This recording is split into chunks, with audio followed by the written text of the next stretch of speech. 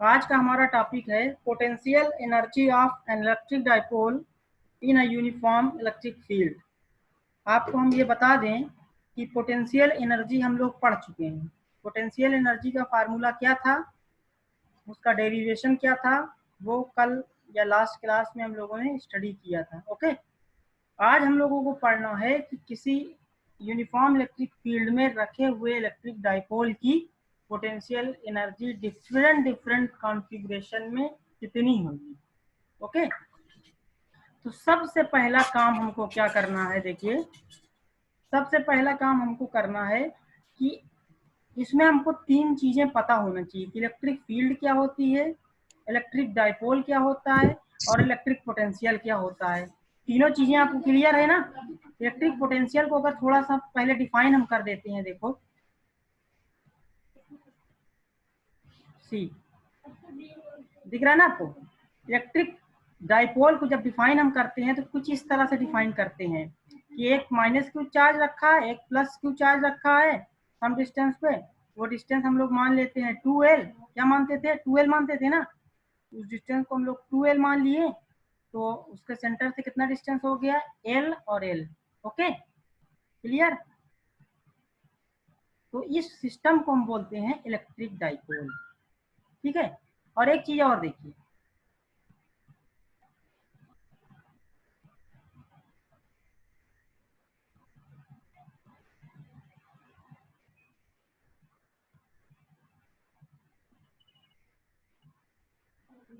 हाँ, अब एक चीज और इसमें देखिए,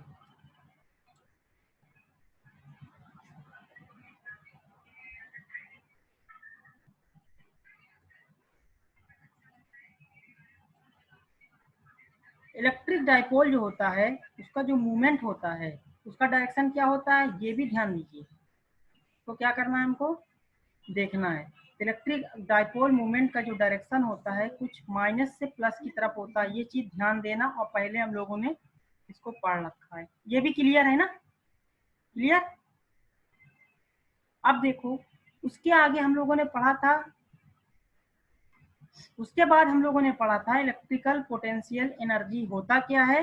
इलेक्ट्रिकल पोटेंशियल एनर्जी होता क्या है, इसके लिए delta U equal to define किया था फाइनल पॉइंट पे potential energy minus initial point पे पोटेंशियल एनर्जी, ये भी पढ़ा था। और इसकी डिफिनीशन जब लिखाया था बताया था कि जो वर्क डन इलेक्ट्रोस्टैटिक फोर्स का होगा वो माइनस में होगा और एक्सटर्नल फोर्स जो होगा वो प्लस में होगा, ये भी आपको मैं बताया था। ठीक है, तो अब हम क्या करने जा रहे हैं, देखो अब हमको ये पता है और हमको ये भी पता है कि किसी भी सिचुएशन में हम उसको रखते हैं। किसको रखते हैं? किसी भी सिचुएशन में अगर हम इलेक्ट्रिक डाइपोल को पुट करते हैं जब, तो होता क्या है, किसी भी पोजीशन में अगर हम एफ को रखते हैं तो एफ नेट जो होगा हमारा हमेशा कितना होगा? 0 होगा, होता है ना। और टॉर्क क्या होता है? कुछ ना कुछ होता है, वो डिपेंड करता है थीटा पे। पी क्रॉस ई होता है और टॉर्क इक्वल टू होता है पी ई साइन थीटा। ये चीजें हम लोगों ने पहले से ही पढ़ रखा है। और एक चीज और हमको पता है कि जो वर्क डन होता है, इलेक्ट्रोस्टैटिक वर्क डन या एक्सटर्नल वर्क डन, कोई भी वर्क डन क्या होता है? फोर्स इनटू डिस्प्लेसमेंट होता है। और यहाँ फोर्स अगर एफ नेट वाला हमको नहीं रखना है, क्योंकि एफ नेट रखेंगे तो पूरा 0 हो जाएगा। और यहाँ पर दो फोर्स, देखो एक फोर्स जब की बात करते हैं तो फोर्स की वैल्यू कहते हैं, और जब दो फोर्स कपल ऑफ फोर्स को बोलते हैं टॉर्क से डिनोट करते हैं। तो टॉर्क यहाँ क्या है? Couple of force, force dot D theta, क्योंकि स्केलर क्वांटिटी होती है वर्क, इसलिए डॉट प्रोडक्ट यहाँ पे लगता है। ठीक है, अब इसके बाद हम लोग को देखो क्या करना है। अब इसके बाद हम लोगों को देखना ये है, देखिए यूनिफॉर्म इलेक्ट्रिक फील्ड है, यूनिफॉर्म इलेक्ट्रिक फील्ड है। इसको अच्छे समझिएगा, बहुत इंपॉर्टेंट टॉपिक चल रहा है आपका, ये last and most important topic है फॉर एग्जामिनेशन। ये कह रहा है कि माइनस क्यू चार्ज यहाँ पर कहीं रखा है, पॉइंट बना देते हैं, और एक कहीं यहाँ पे रखा हुआ है प्लस क्यू चार्ज। आपको पहले भी बताया था इलेक्ट्रिक फील्ड का डायरेक्शन ये है। अब ये देखो रखा है यहाँ से लेकर के यहाँ तक, इस पे जो इलेक्ट्रिक फोर्स का नोटेशन होगा, डायरेक्शन होगा, क्या होगा, F equal to Q into E, यही होता है ना formula, F equal to charge into electric field. तो इसका डायरेक्शन इधर हो गया, in the direction of, plus का डायरेक्शन हमेशा टुवर्ड्स द इलेक्ट्रिक फील्ड होता है, और against the direction of electric field इसका डायरेक्शन, ये वाला फोर्स जो होगा, इधर भी फोर्स लग रहा है, इसकी वैल्यू क्या होगी, क्यू ई होगी और माइनस में होगी। क्लियर यहाँ पे। अब हमको ये देखना है कि ये अभी जब स्टार्ट हुआ था, मान लो ये सेंटर है इसका, थोड़ा आगे पीछे हो गया लेकिन इसको समझने के लिए बोलता है, ये सेंटर है, यहाँ से जब हमने घुमाया इसको या रखा, तो मान लेते हैं कि पहले θ1 एंगल पे ये रखा हुआ था। किस पे रखा था, θ1 एंगल को हमने मान लिया इनिशियल पोजीशन। अब हमको क्या करना है, आपको पता है कि इलेक्ट्रिक डाइपोल में हमको घुमाना होगा, इस साइड में घूमेगा, आपको क्या दिख रहा है, क्लॉकवाइज घूमेगा ना, ये जब ये इधर खींचेगा, ये इधर खींचेगा, तो किस तरह घूमेगा, कुछ इस तरह से मूवमेंट होगा, क्लॉकवाइज डायरेक्शन में घूमेगा ये। ओके, यहाँ तक क्लियर, क्लॉकवाइज डायरेक्शन में घूमेगा ये। अब हमको क्या करना है, देखिए, जब वर्क हम लगाएंगे, वर्क किधर लगाएंगे, against the direction of force, इस तरफ लगाएंगे, तो ये इलेक्ट्रोस्टैटिक फोर्स का डायरेक्शन इस डायरेक्शन में होगा, इस डायरेक्शन में, और जो एक्सटर्नल फोर्स लगाएंगे तो उसका डायरेक्शन क्या होगा, against the direction of force of electric charge, यानी जो फोर्स चार्ज का होगा उसके अगेंस्ट डायरेक्शन लगाएंगे तभी तो मूव करेगा ना। तो ये क्या हो जाएगा हमारा, इस साइड में हो जाएगा।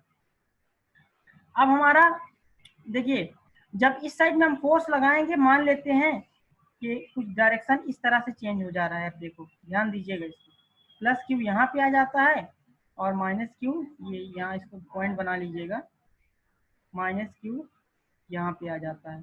जब इसको घुमाएंगे तो घूमने का डायरेक्शन आप ध्यान दो, किस डायरेक्शन में घूम रहा है, डायरेक्शन इन एंटी क्लॉकवाइज, मतलब कि जो फ्रीली रखा था तो उसका डायरेक्शन क्या था, इलेक्ट्रोस्टैटिक फोर्स की वजह से जो मूवमेंट हो रहा है उसका डायरेक्शन क्लॉकवाइज था, और जो एक्सटर्नल फोर्स की वजह से मूवमेंट हो रहा है ये होगा एंटी क्लॉकवाइज। ओके, यहाँ तक क्लियर। अब देखो, आप ध्यान दीजिए इस चीज को, हाँ, अब देखिए ध्यान देने वाली बात है कि अभी θ1 था, अगर हम इसको जब घुमाते हैं तो θ2 एंगल कहाँ से, इनिशियल पोजीशन से θ2 एंगल मूव करेगा, यानी इसकी इनिशियल पोजीशन यहाँ पे होना चाहिए, θ एंगल पहले से घुमा है, दूसरे वाले को मान लेते हैं θ2 पूरे को, यहाँ से दिख रहा है ना आपको θ2, इसको हमने लिख दिया θ2। ठीक है, अब आते हैं हम लोग अपने पॉइंट पे जो स्टडी कर रहे हैं। अब देखो वही फिगर बना है, आपको क्लियर है, क्लियर है ना, वो ये वाला फिगर देखो सेम वही बना हुआ है जो अभी हमने आपको समझाया। अब यहाँ से हमको क्या करना है, W इक्वल टू लिखना है टॉर्क डॉट डी थीटा, और यहाँ से हमको क्या करना है, देखिए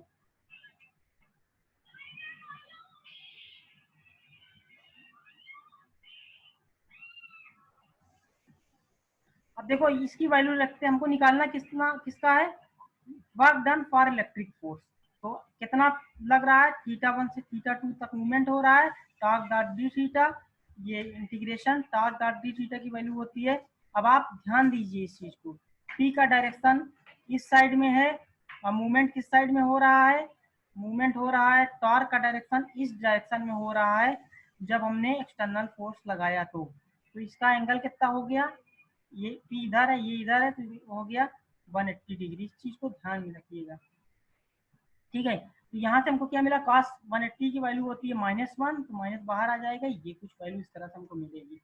अब टॉर्क की वैल्यू हमको पता है, P E sin थीटा होती है, P is the electric dipole movement which is constant for that dipole, constant होती है उस डाइपोल के लिए। इलेक्ट्रिक फील्ड हमने यूनिफॉर्म लिया, यूनिफॉर्म का मतलब कांस्टेंट होता है, और θ1 से θ2 sin थीटा डी थीटा आया। अब देखो ध्यान देना, ये प्लस कैसे हो गया, आपको पता होना चाहिए कि integration of sine theta D theta, formula जो होता है इसका फार्मूला होता है माइनस कॉस थीटा। नहीं पता होगा तो 11th वाला फिर से उठा लेना, देख लेना, integration of sine theta equal to minus cos theta होता है। माइनस माइनस क्या हुआ, ये बाहर निकलेगा, प्लस हो जाएगा, और cos थीटा हो जाएगा, तो कुछ इस तरह से हमको मिलेगा। अब आते हैं हम लोग अपने नेक्स्ट पॉइंट पे, यहाँ से कैलकुलेट करेंगे, कुछ इस तरह से हमको मिलेगा। ठीक है, तो यहाँ पर अब आप ये ध्यान दीजिए कि W इक्वल टू हमारा क्या आया, इसको जब अपर लिमिट और लोअर लिमिट जब हम इसकी लिखते हैं, upper limit and lower limit हमको रखने पे W इक्वल टू हमको मिलता है PE ब्रैकेट में cos PE cos theta 2 minus cos theta 1, ये हमको रिजल्ट मिलता है W का। ठीक है, तो अब हम देखो हमने क्या निकाला था, ये एक्सटर्नल फोर्स के लिए निकाला था, तभी तो एंटी क्लॉकवाइज डायरेक्शन 180 डिग्री आया था ना, तो W एक्सटर्नल हमको ये मिल गया। अब हमको फार्मूला पता है U delta U equal to होता है U final minus U initial. इसकी वैल्यू क्या होती है, इसकी वैल्यू होती है W external. W external force के पॉजिटिव के बराबर होती है और इलेक्ट्रिक में माइनस हो जाता है, इलेक्ट्रिक वाले फोर्स में माइनस डायरेक्शन होता है। तो आपको ये समझ में आ गया कि W एक्सटर्नल की प्लस क्यों होती है, W इंटरनल की माइनस क्यों होती है, क्योंकि दोनों का डायरेक्शन अपोजिट होता है। ठीक है, अब हम देखते हैं, देखिए एक पॉइंट हम जा रहे हैं डिस्कस करने। अब इसमें वैल्यू को आप क्या करेंगे, पुट कर देंगे। जैसे ही आप वैल्यू को पुट करेंगे तो आपको कुछ इस तरह से मिलेगा, ये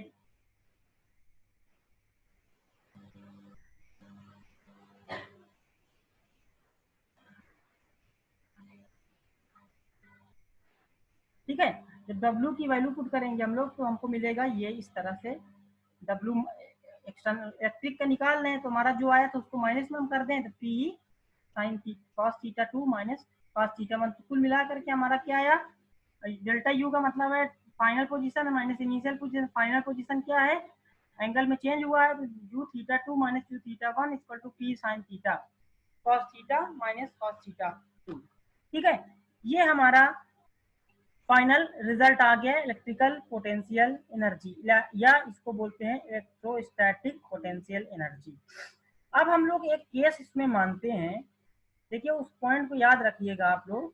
अब इसमें हम लोग एक पॉइंट मानते हैं कि अगर थीटा 1, ये हमारा एज्यूम्पशन है, ये क्या है इसको लिख लीजिएगा, दिस इज एज्यूम्पशन, हमने मान लिया एज्यूम्पशन है, ये एज्यूम्पशन है।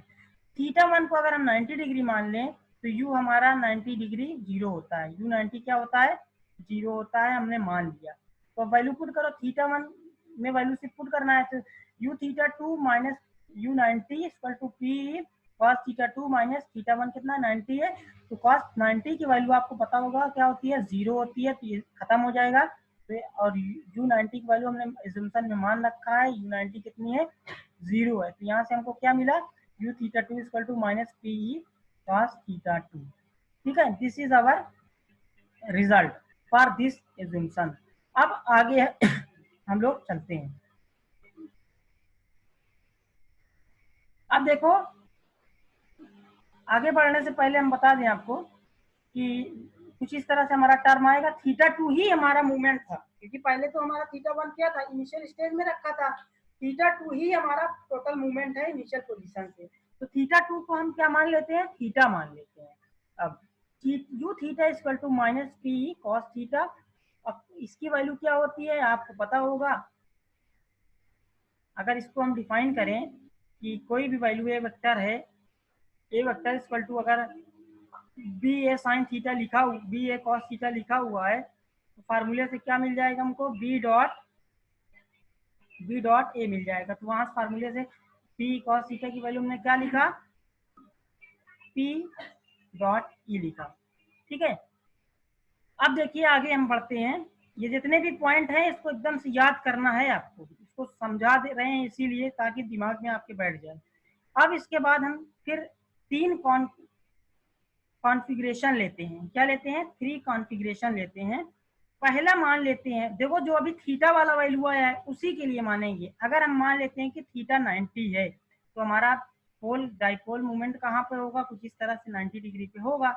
अब माइनस इसका डायरेक्शन देखिए क्या है, ये डाइपोल मूवमेंट पी का डायरेक्शन इस तरह हो गया और ई का डायरेक्शन ऐसे है, तो ये कितना बना रहा है, इसको ऐसे ले लें अगर, तो इसका पी का डायरेक्शन ये है, ई का डायरेक्शन ये है, कितना बना रहा है 90 डिग्री बना रहा है। क्लियर? तो जब इस केस में लेंगे तो देखो फोर्स नेट हर केस में 0 होता है। किसी भी यूनिफॉर्म इलेक्ट्रिक फील्ड में अगर रखा हुआ है तो इलेक्ट्रिक डाइपोल, हर केस में फोर्स नेट क्या होता है? 0 होता है। लेकिन टार्क क्या होता है? अब चेक करते हैं। पी साइन थीटा होता है। साइन 90 की वैल्यू कितनी होती है? 1 होती है इसकी वैल्यू। तो यहाँ से हमको टार्क क्या मिल गया? टार्क हमको मिल गया पी। ठीक है, अब बात करते हैं कि पोटेंशियल एनर्जी कितनी होगी। तो यू जो वैल्यू आई थी, यू थीटा इक्वल टू कितना आया था? पी कॉस थीटा आया था। थीटा की वैल्यू हमने माना है 90 डिग्री। 90 कॉस थीटा मानोगे तो इसके अपने को क्या मिलेगा? 0 मिल जाएगा। यानी potential energy for 90 degree theta will be 0। ठीक है, क्या आया? 0 आ गया। अब आगे देखो दूसरा कॉन्फ़िगरेशन, सेकंड कॉन्फ़िगरेशन या सेकंड केस। अब इसमें हमको स्टडी ये करना है, देखो थीटा इक्वल टू जब 0 हो, 0 का मतलब ये हुआ कि हमारी इलेक्ट्रिक फील्ड की डायरेक्शन ये था और इसी डायरेक्शन में माइनस क्यू यहाँ था और प्लस क्यू यहाँ था। इसका डाइपोल कैसे बनेगा? किस तरह से बनेगा? पी का और का डायरेक्शन क्या है? 0 हो गया यहाँ पर। 0 डायरेक्शन हुआ तो एफ नेट हमेशा 0 होगा। टार्क की वैल्यू जब साइन 0 रखेंगे 0 हो जाएगा। तो मिला के हमको मिलेगा क्या? टार्क इक्वल टू 0 हो गया। तो यू यानी पोटेंशियल एनर्जी कितनी हो जाएगी? Minus P cos theta. Theta की वैल्यू 0 है इसलिए हमारी पोटेंशियल एनर्जी हो जाएगी माइनस पी। माइनस में है, देखिए ध्यान दीजिएगा। तो हम कह सकते हैं कि पोटेंशियल एनर्जी हमारी मिनिमम हो। ये क्वेश्चन जब एग्जाम में आता है तो पूरे सारे केस के साथ लॉन्ग में ही आता है, याद रखिए। तो अब देखिए हमको क्या करना है। अब नेक्स्ट हमारा है तीसरा केस भी तो एक बनता है ना जब 180 डिग्री की हो। तो तीसरा केस हम लोग चेक कर लेते हैं। तीसरा केस हमारा है 180 डिग्री। ओके, तो 180 डिग्री के लिए हम लोग चेक कर रहे हैं। थीटा इक्वल टू 180 डिग्री है। इस केस में ध्यान दीजिएगा, इलेक्ट्रिक फील्ड का डायरेक्शन कुछ इस तरह से है और ये इलेक्ट्रिक फील्ड का डायरेक्शन ये है। हमने आपको पहले भी इलेक्ट्रिक डाइपोल वाले में बताया था कि ये माइनस वाला, माइनस अभी तक पहले आप पढ़े हो गए, इस साइड में था माइनस, अब इधर क्या आ गया है? प्लस आ गया है, जैसे कि इसमें बना हुआ दिख रहा है आपको ये। तो फिर से बना रहे हैं इसीलिए कि समझने के लिए। अब देखो अब पहले वाला जो फिगर था उसके अकॉर्डिंग देखिए, जो 0 में बना था उससे डायरेक्शन बदल गई। तो पी कहाँ हो गई हमारी? इधर हो गई। तो पी का डायरेक्शन इधर है और ई का डायरेक्शन इधर है। तो एंगल कितना बना रहा है? पूरा 180 डिग्री पूरा कवर कर रहा है। थीटा इक्वल टू 180 डिग्री रखेंगे तब भी हमारा नेट फोर्स 0 होगा और टार्क भी 0 हो जाएगा। चेक कर लीजिए इस तरफ से, पी साइन थीटा साइन 180 की वैल्यू 0 होती है। अब यहाँ से पोटेंशियल एनर्जी में जब पुट करेंगे cos 180 की वैल्यू कितनी होती है? -1 होती है। तो माइनस माइनस यहाँ भी माइनस है, यहाँ भी माइनस है, मल्टीप्लाई होकर प्लस में हो जाएगा। हमको 180 पे मिलेगा पी, यानी पोटेंशियल एनर्जी इस केस में हमारा मैक्सिमम होगा। समझ में आई बात? ये क्लियर है आपको?